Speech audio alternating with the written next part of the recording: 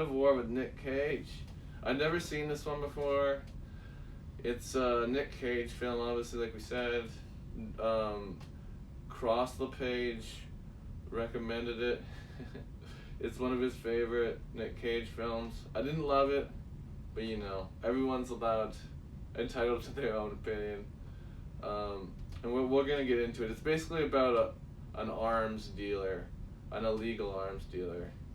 Nick Cage is an illegal arms dealer and selling to like warlords in Africa. He sells to everybody. Everybody, and it's it's based off of real events, but some of it's definitely embellished. I would say. I read that it's somewhat based on one guy who was an arms dealer, his sort of accounts, but of course punched up extremely. And then there was also like examples from history, like when they go to Liberia, Monrovia is an actual place, Right.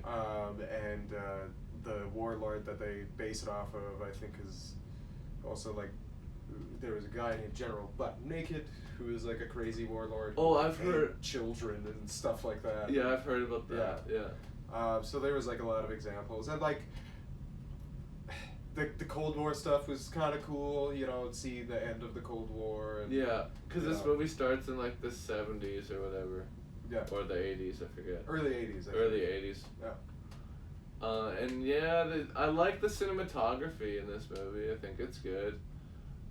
Generally, like the ending and like the beginning shot are very similar. It starts off with like a slow dolly zoom into Nick Cage, but a whole bunch of bullets on the floor. As the zoom has you see all these fucking bullets, and it goes up to Nick Cage's face, and zooms into him, and he starts narrating it. And Dylan Gatton was saying earlier yesterday, or I think it was yesterday, he was saying that it's a lot like Goodfellas because of the narration. A lot of movies in this era were trying to emulate that sort of Goodfellas aesthetic with the narration over top. Like, you see, we were all good fellas, or whatever, you know what I mean? I was a boy, and back in the day, the only people who made it were the sharks, Yeah, you gotta be a shitty guy to make it ahead. And it does feel like this movie's trying too hard in some of that respects. But at the same time, it's doing a good job, I would say, like, about half the time. And the other half of the time, I'm bored. That's sort of how I felt. There's some really good scenes. I like the scenes where they're talking to Andre Baptiste. I think he's the president of Liberia or something like that. I forget if I'm wrong. He's like a general. Okay, yeah, and he's a warlord, let's just say. And those scenes with that where they show like the seriousness of the situations. Oh, he does become the president of Liberia. Sorry for. Oh, right. Yeah. No, that's okay. That's what I thought. I thought they said that at one point.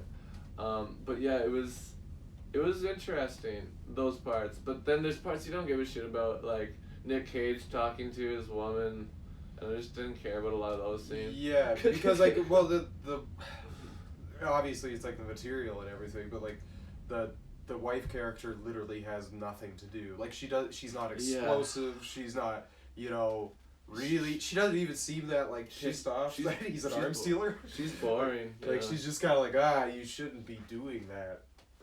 Please stop. Yeah, that's pretty much it. But she's accepting all the gifts and stuff, though.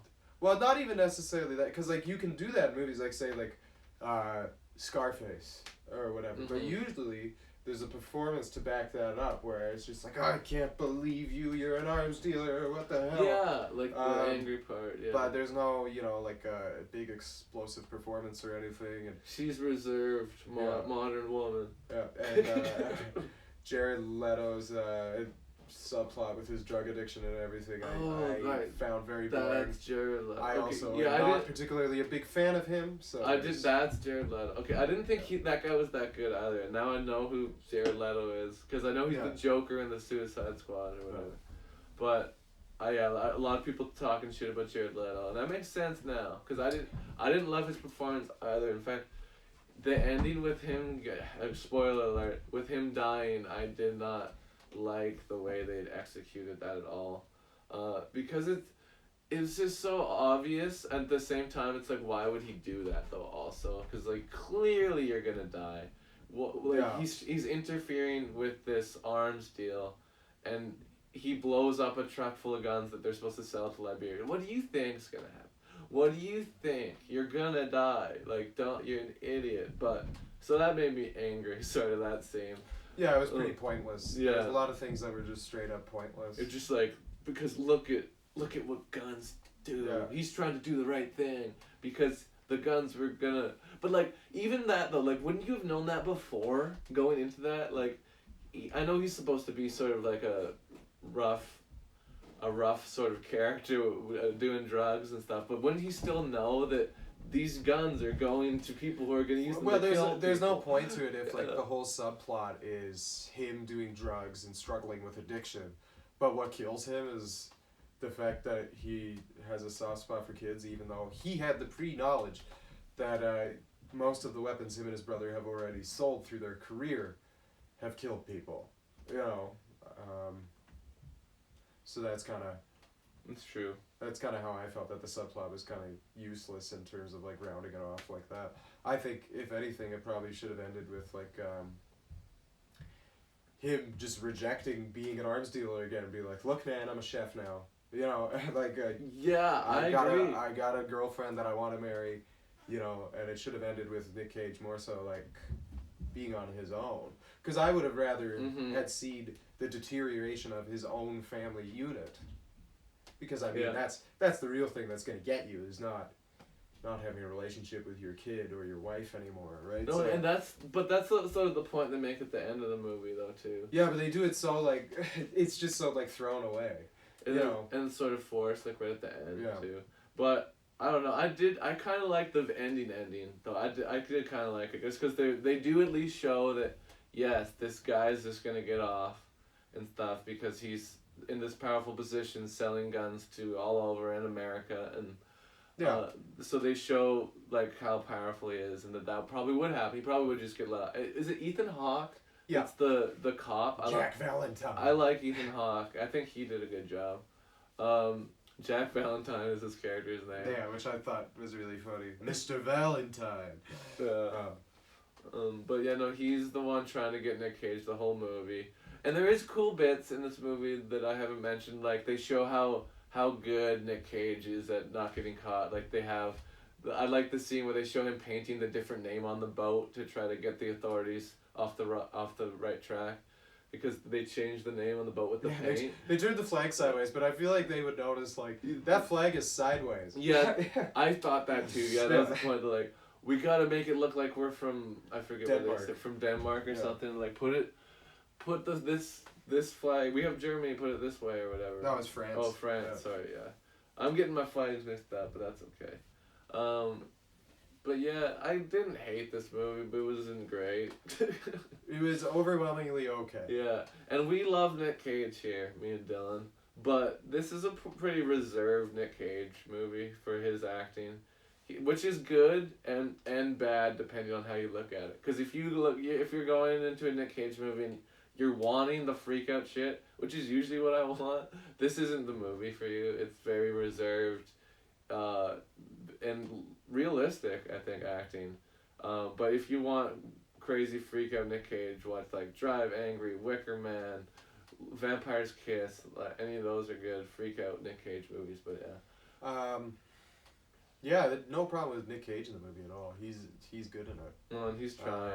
He's charming. He's kind of cool as like a slimy con man, you know, kind of character. He's hot. Yeah. But yeah, no, it's just I wonder if like the criminal origin story is really like a good venue for like being like, here's a metaphor about why the military industrial complex is bad, you know, and be like, here's this criminal metaphor that like somewhat glamorizes it. I don't know. Usually I'm not on the fence of that argument where I'm like, it glamorizes it, but it kind of does. Like, I feel like it makes it seem a lot more glamorous than probably arms dealing would be. There's probably not a lot of parties like that and stuff like that. I mean, there probably is, but yeah. I feel like, you know, he's not just being handed prostitutes every 5 minutes. And, you know, they have bags and bags and bags of cocaine on them at all times. You know, it's just. But they show him turning down the prostitute, so it means he's a good man that one time. Well, he only turns them down because he thinks he's gonna get AIDS, right? Yeah. That's that's why. Yeah, no, I know, but still, good for him. But yeah, there's good bits. Like I said, the cinematography's pretty good. Yeah. I like the opening and ending shots, and just there's a lot of like, the camera's moving a lot. And that's good to see.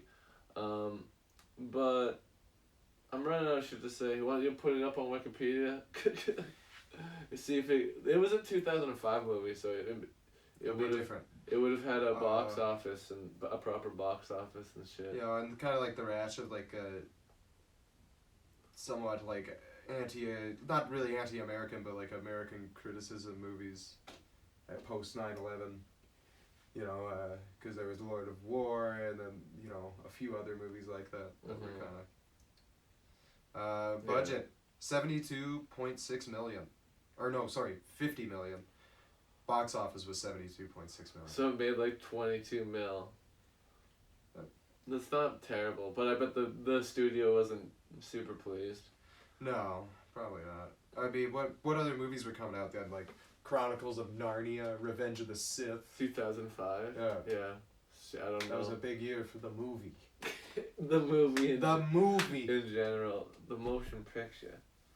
But yeah, this movie. Nick Cage, he's a dreamboat. I'm trying to think of other characters. They have a kid in it. Not really that important though. They mess up his age a lot too. What do you mean? The I didn't little notice kid, that. like his son. Yeah, what is they? He's like born in like 91, right? And then they show him later like 2001, and he's still like a 4-year-old or whatever, when he should be like 10 or 12. Yeah. You know, Okay, I didn't even think about There that. was a few things like that, which I know is a nitpick, but I just thought it was funny. It's like, that kid should be way older by now. I didn't even notice that. But yeah, that's true. The pacing in that regards too, with when they're jumping around in the time eras, is a little iffy at times. But it you know, it wasn't terrible for as far as pacing goes. Yeah, and honestly, this movie is very okay-less, like you said. Yeah.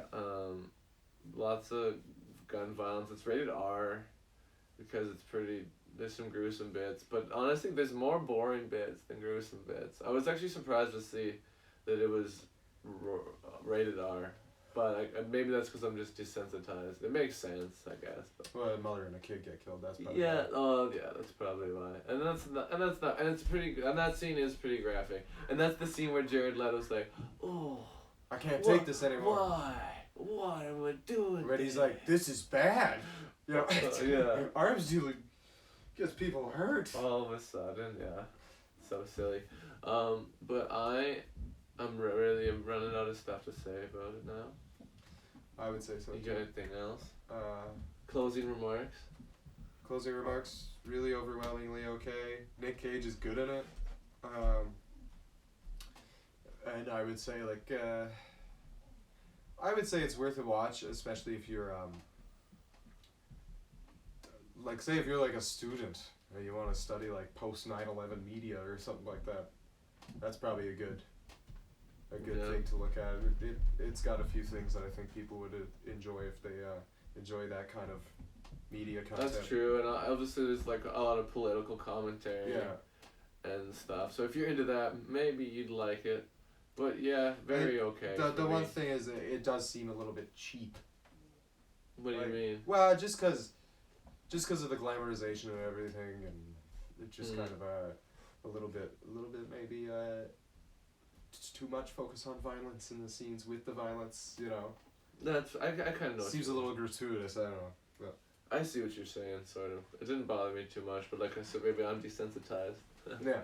to the violence. Anyway, I think that's it for this one. I'm gonna rate it. What do you want to give it, Dylan? I'm gonna give it a straight up 6. Oh, I'm giving it like a 5. Okay, fair. For me, 6 is okay. 6 dogs, 5 dills. Alright, I'll put on another beat while I'm doing this. You know, we're not quite up to the hour. We could We could maybe do another dance or something to close it off. Oh, we could talk about Pig. Or we could talk. Oh yeah, I forgot. We could talk about I Pig. did watch Pig. Do bonus Pig, even though I've already reviewed Pig, but we could just do a bonus chat about it. I'll put on this. This is a beat from Patrick Jenkins. Here we go.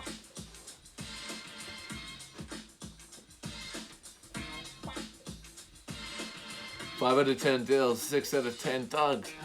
That's what it is, that's what it was. Yeah, Lord of War, it was okay. That's all we're gonna say here today. Alright.